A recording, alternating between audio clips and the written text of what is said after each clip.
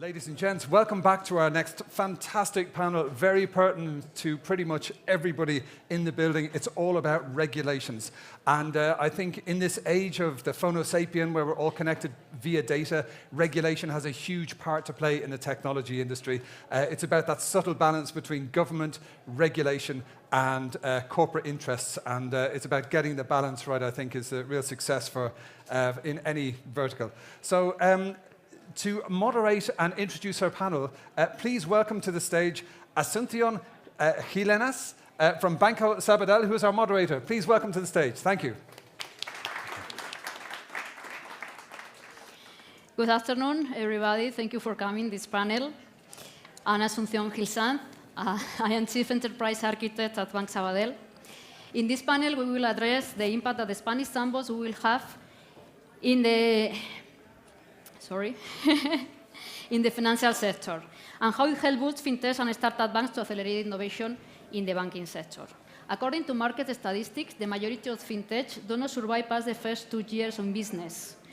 This is mainly because of the lack of a regulatory framework that adapts their needs. Therefore, it's no surprise that the fintech industry has asking for a regulatory framework that will allow it to grow and contribute to the digital transformation of the financial sector. In response to this long-standing demand, as well as for other important reasons, the Spanish authorities are in the midst of establishing a regulatory sandbox. Or in other words, this is an unsafe area where fintech, startup, bank, and insurance company can test their financial products, accompanied by regulators such as CNMV and Bank of Spain, in order to streamline the regulatory process and reduce the time to market for the best ideas of the startups. The banking sector clearly welcomes the establishment of a regulatory sandbox that will stimulate innovation and accelerate the incorporation of new business models within the financial regulatory framework to accompany the rapid pace of change observed in the digital innovation landscape. All this without losing sight of guaranteed customer protection and the basis principle of the financial markets. Europe has already witnessed the benefits that sandboxes can generate, particularly in the case of UK Sandbox, that has produced excellent results for participants, regulators, and clients. The best practice identified in the UK Sandbox should be incorporated into the Spanish initiative. We hope to discuss this issue and other related topics with our panelists today. Let me introduce her then. Our first panelist to my left is Aide Barroso. She is Head of Digital Strategy at InnoSales by Banco Sabadell. Thank you for coming, Aide. Thank you. It's a pleasure to be here. Next to her, Rodrigo García is the President of Fintech Spanish Association. Below, José Manuel Márquez, Head of the Financial Innovation Division at Banco of Spain. And finally, we have Salvador Ruiz at Allen Overy, company that has been participating in the project carried out in the UK Sandbox. Thank you, everybody, for coming. Thank you. So,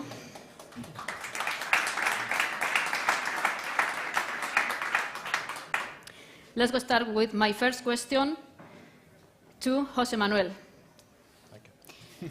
José Manuel, what do you think should be the main goals of the Spanish Sandbox from the regulatory point of view? Okay, thanks for the invitation for here. I think that is a very important initiative. As all of you know, it's led by the Treasury.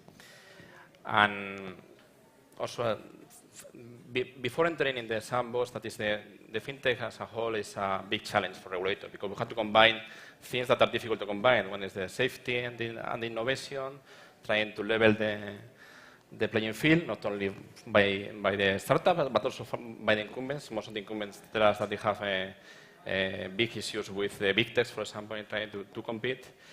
And we have to do this, all these things at the same time, providing the financial stability and all these tasks that are in our mandate. Then, obviously, you can do that with several tools. The sandbox is not the unique tools. There are several tools that you can use to do that. You can have a more fluid dialogue with the institution, and the Bank of Spain decided to create a division, an associated general direction, in order to have a more fluid dialogue with the new initiatives and with the with the incumbents about innovation. You can do the financial hubs, innovation hubs.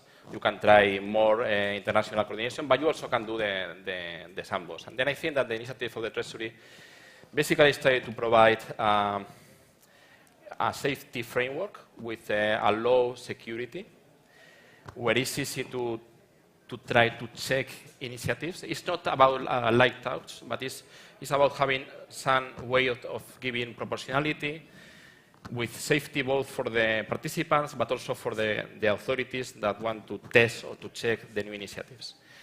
And also, one of the things that is trying, and I think is important, is to improve the coordination among the authorities and to improve the dialogue with the sector as a whole. I think that these are the main things that are the purpose of the proposals, and we will see how it will finish. We are in a period of trying to fix all the challenges and all the problems that is to create this one in the Spanish framework, the Spanish law framework, and the European framework. Okay, perfect. Salvador, for you. Based on UK experience, what are the main learnings we can extract for the early sandboxes? Okay, well, first of all, I apologize because I'm not English. I'm not Ricky Cohen. Ricky Cohen was intending to travel here to Spain, and fortunately there was a problem with the technology, traditional technology failure. Anyway, I mean, we've been working with a company that has passed has been in the three current sandbox in the UK FSA. We've been working very close with them, and we have learned a very good experience about that. Well, the first thing is that the FSA sandbox has been a real boost of fintech companies in the UK. I mean, it has really created an environment where startups would have a very good idea regarding a technology and want to apply that on financial services, have been able to test in a very controlled environment their ideas. What is the problem generally with a fintech startup? Well, the main problem is there is a very important barrier to enter into the market. I mean, you first have to get an authorization. You have to comply with certain regulatory requirements. You have to spend a lot of money to lawyers, which is very good, but for a startup, it's not so good. It's a great barrier to enter into the market. The sandbox allows to provide a very controlled environment where you can get a limited authorization condition to test your idea and to see if this works, if it really works, if it is commercially viable. And therefore, I mean, the good things, the best things that have happened with respect to the UK sandbox is that precisely it has allowed around 141 companies to test their ideas on the sandbox. I mean, our company, Nivaura, has successfully passed the three tests. But even for those who haven't proved their ideas, at least they know that it doesn't work. And therefore, they don't have to spend all the money all the time to get all the regulatory authorizations, organization, everything, and make the investment in order to try to prove whether the test will work or not. Perfect. Thank you. Jose Manuel, and based on the experience in other countries and Hong Kong and Singapore, what do you think that we will have to do or not to do in Spain? Well, I think that the experience in other countries, as Salvador was telling, that this is quite successful in order to improve the innovation. That is, the proposals are more armed in some sense. That is, the innovators have to think not only on the idea, but also what this is going to change, what is good for the society, what about the cybersecurity issues, what about the paperwork that they have to do after that. Then you are quite successful in order to provide more structure, innovation in some sense. And I think that in this sense, the idea is very interesting. And at the same time, I think that one one of the things that was mentioned also by Salvador is that it helps in order to provide the funding to the new firms. And at the same time, it helps in order to make in common or make a closer approach because between the incumbents and the new firms. And because in some sense, given that you enter in the sandbox, you have like some signal. Okay, this is something that we see as viable, or at least as something that has to be checked. Then the incumbents can say, okay, maybe we can go with you and try together, and it's good for both sides. And the other leg that I think that is important is that it improves a lot. And when you talk with people with Singapore or UK, you realize that the knowledge, the technical knowledge, and the knowledge of the innovation from the regulators is much more broader and much more deep than the one that had in places where the sandbox has not been implemented. And in this sense, I think that the lesson is quite successful. The point is that the framework, the law framework is not exactly the same. The institutional framework is not exactly the same. The challenges for implementing one initiative like this in an Anglo-Saxon country or in a continental country could be quite different. Then it's not an easy task. Okay, perfect. My next question is for Aide and Rodrigo as stakeholders of the Spanish Sandbox. What are the expected advantages that you are waiting for? Yeah, so overall, I think it's a really positive initiative for the Spanish market. And as my colleagues have mentioned, it has already been proven a success in other countries, such as the UK, where almost 75% of the startups that participated, or banks, etc., completed successfully the testing phase. And of these, 90% are already moving towards a broader market launch. So specifically about the advantages, in order to be short, I think there are three main advantages. The first one would be talent acquisition. I think the sandbox will help position Spain as a fintech-friendly hub, which will potentially bring more startups, more talent, more experience to our country. The second one would be to establish a level playing field. So everyone is talking about this. It's quite simple. It's just that all players, banks, startups, big tech, telco, etc., are operating under the same set of rules, and always fostering innovation and user safety. And the last would be the having access to a streamlined communication with the regulator, which I think will favor both the launch of new projects by reducing time to market and costs, and also to fine-tune regulation in order to fit to new business models and technologies. Thank you, Aide. And Rodrigo. First of all, thank you very much for the invitation. I represent the Spanish FinTech and InsurTech Association. We have more than 130 startups. The association has been created almost 3 years ago. Since that moment, our main goal was regulatory, and we created and launched 4 white papers about regulation. Our point right now is that the only solution for Spain in order to improve the innovation is the sandbox. Why sandbox? Because we need to close the gap between the industry and the supervisors and the regulators. And the only way to do that is the sandbox. Why? Because it's going to be a space, as you have said, it's a space under control, safety, proportional, we can standardize, but we need to create more conversations between the industry, between the innovators, between the entrepreneurs, and the people who knows how to supervise. And this tool is the sandbox. So it's good for entrepreneurs, obviously, because they can have a fast track to test in the regulatory space and control space the things that they have to launch. It's good for banks because they can create things with startups, with innovative startups. We are going to attract talent from Europe because this sandbox could be used by any kind of startup of Europe. And we are going to stop that some of the fintechs and every day more, they want to go out to test their businesses because they have better environments in terms of regulatory instead of staying here in Spain. So we need really the sandbox because it's the main initiative and the most important one. Thank you, Rodrigo. The next question is for all of you. Start with Jose Manuel.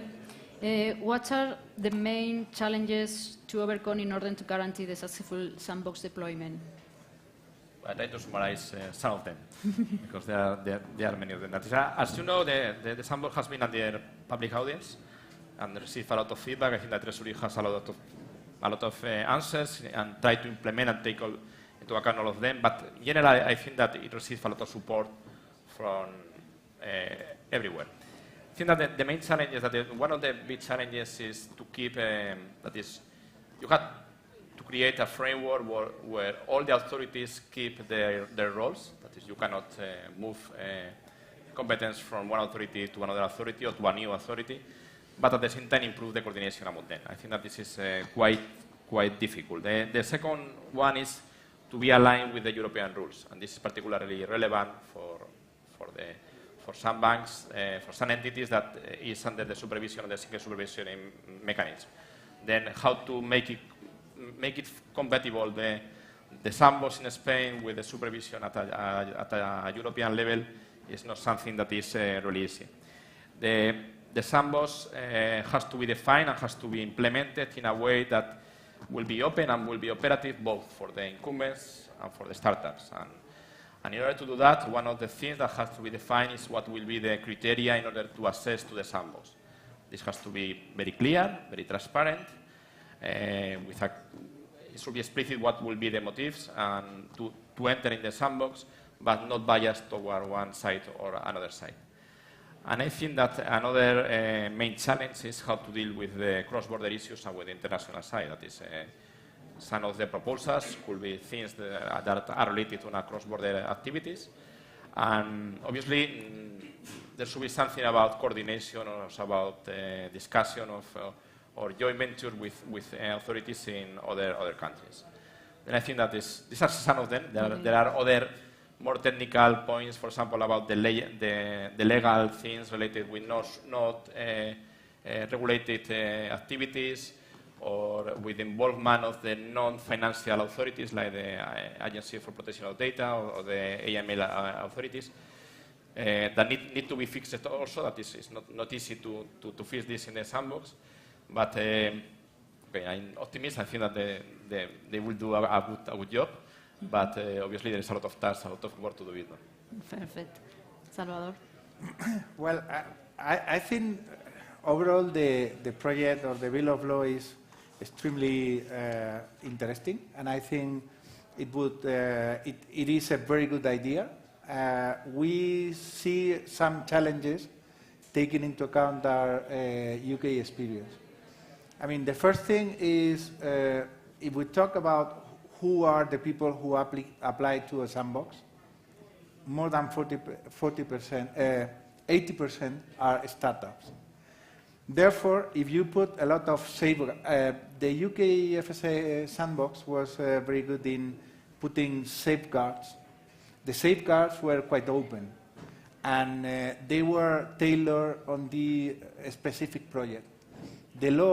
Our law is being extremely prescriptive, and we don't like that. I mean, we really think that the most appropriate thing is to see the project, see the idea, see the potential impact, and then decide the safeguard. Instead of putting things in the law about the insurance, about the consumer protection, about all this type of stuff. Well, that was one of our comments. The second comment I would say is one of the things why this is so useful is because it allows to test the idea before getting a full authorization process. So in a sense, we have to create a way to exempt certain requirements on a very recent way with a lot of conditions, have approvals conditions, so that at the end, I mean, the key goal of this is to be able to for startups to test their ideas. If they have to comply with the requirements from the scratch, that is not going to work. Mm-hmm. That's the second. Okay. And the third thing I would say is what it has worked very well is the partnership between regulated entities and startups. And this is because, to some extent, some of them needs to check the commercial viability. And the commercial viability, you can only check it with real clients. And that is only possible if you have someone that gives access to the customer, client, the customer base, all this kind of stuff. That's, I think, the third thing I would say. Understood. An idea for the banks? Yeah. Well, I think there are still many aspects to be defined, as the draft bill is quite abstract right now. However, I think there are three main issues that we must ensure. The first one would be to count with the adequate resources, so both human and capital. I think this is a key learning from the UK, where best-in-class officers were appointed, they were also empowered, and they were assigned economic resources. So in this sense, I think we should have a specific budget for the sandbox. The second one, and it's kind of what you were speaking before, Salvador, is to find a balance between initially setting standards and being flexible enough to adapt to market reality. And this, again, is a key learning from the UK, where after the first 6 months, they had to adapt some of the templates and the processes to make them more flexible.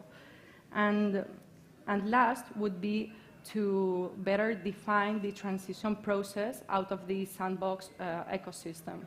So we must ensure that all the projects aren't interrupted, which of course will harm the final customer. So I think it would be quite useful, for example, following the UK, to grant temporary licenses. So right now the draft bill only says that the terms will be reduced by half. So, for example, when appointing a license, but I think we should go a little bit deeper in that. Thank you. And Rodrigo, in your case, what are the main challenges for fintech? Following your ideas, first thing is to approve the sandbox. Because if we don't have the approval from the sandbox, we don't have sandbox. So the first challenge is the support of all the politics groups. We are doing from the IFE all the lobby as possible with the different politician groups, because we need that all of them say, okay, this is a thing for our country, this is not a political issue. Once approved, with the approval, we have to think about the resources. We need resources because this is not, let's the sandbox, it's going to work alone. No, we need resources like UK.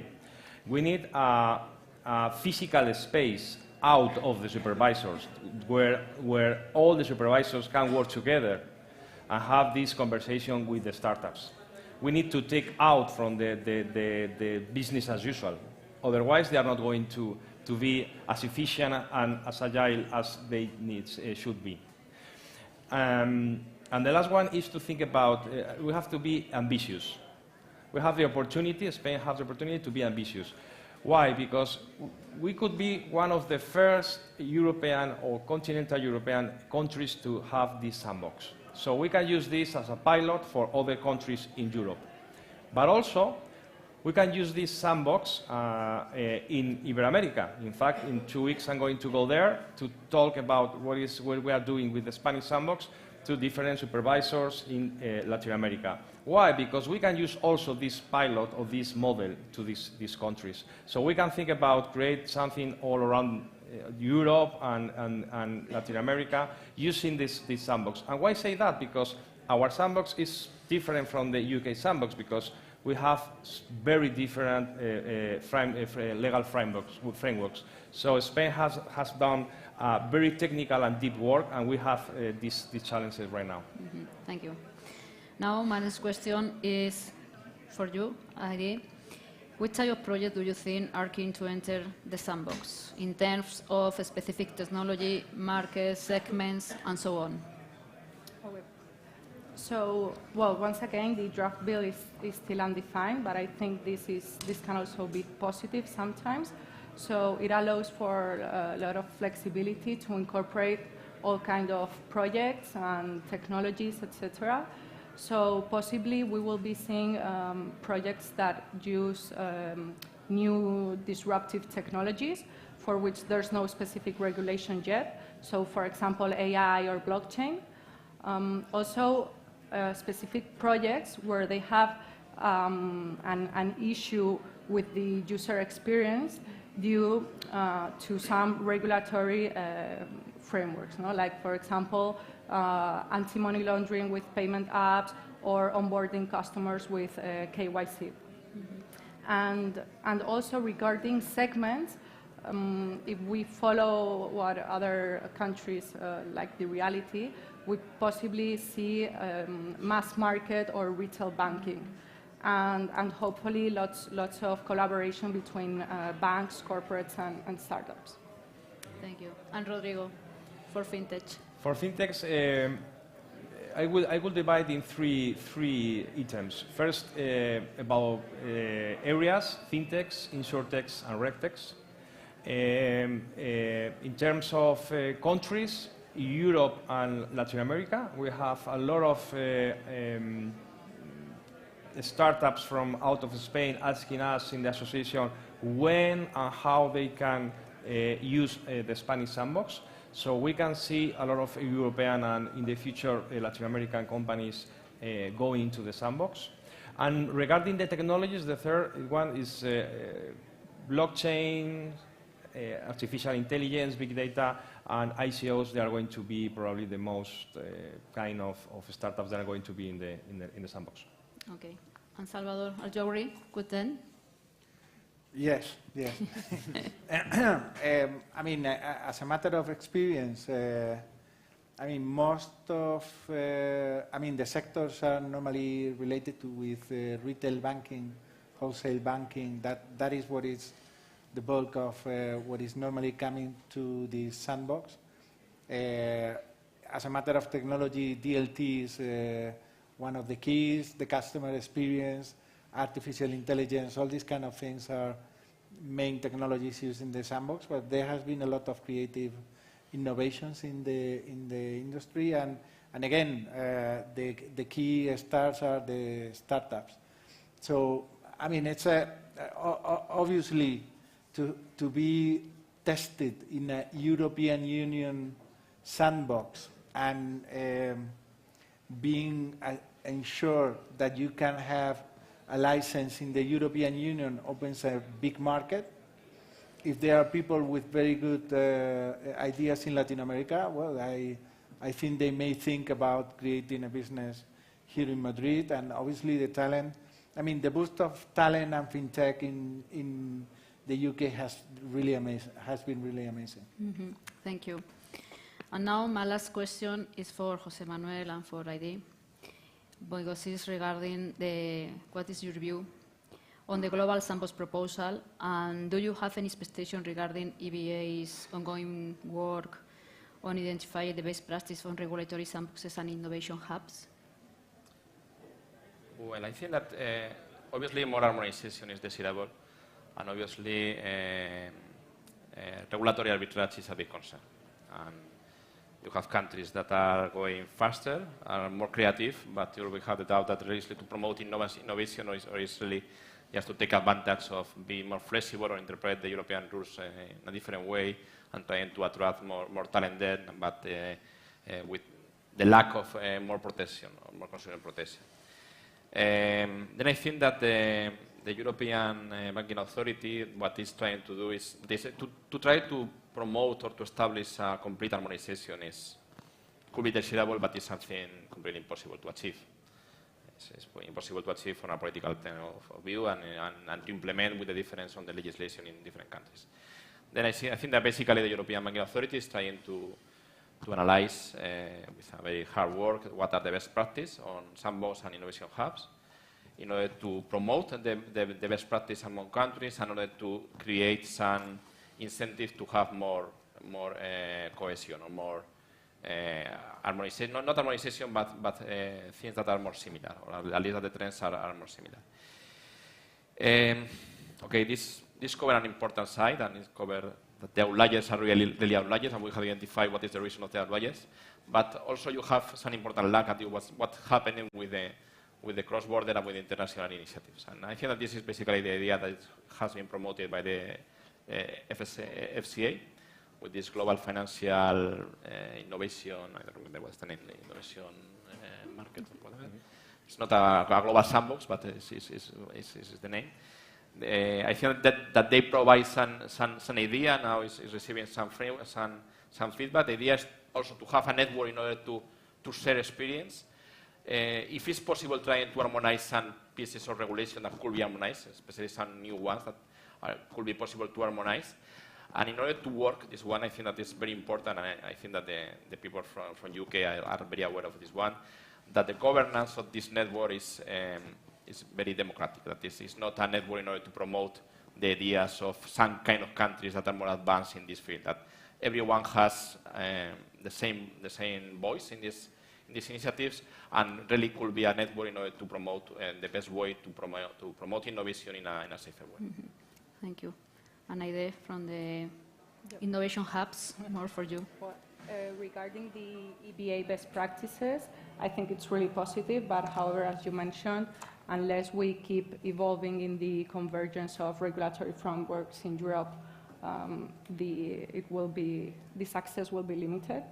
And regarding the global sandbox, it's yet to be seen Europe's position, and it will probably depend a lot on Brexit. However, I see its many advantages.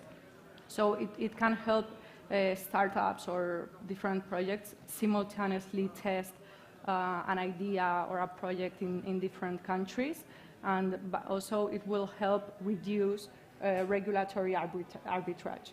So once again, this makes lots of sense in projects that are cross-border in nature, such as money laundering. Okay, thank you very much for all your answers. In conclusion, I think that we can say that it seems that we are all agreement that the establishment of a regulatory sandbox will promote innovation in the financial sector, that this is for all of the stakeholders. I think that the new environment is an opportunity. It's an opportunity to be able to have clear understanding of the regulatory framework and to test product inside the safe area with live customer data, and being able also to adapt the product and to new development, and to be able to be more accelerate for the innovation, I think, in the financial sector. No? Sorry. I have a question for Rodrigo specifically and for the panel in general. It's better to have a sandbox than to have nothing, but why on earth would startups prefer a sandbox to, for example, a safe harbor provision while new regulation is being drafted? Why? Because the new regulation is very low, very low. We have been working very slow, yes. very slow, The safe very harbor slow. provision has positive silence for non-regulated or legal vacuums.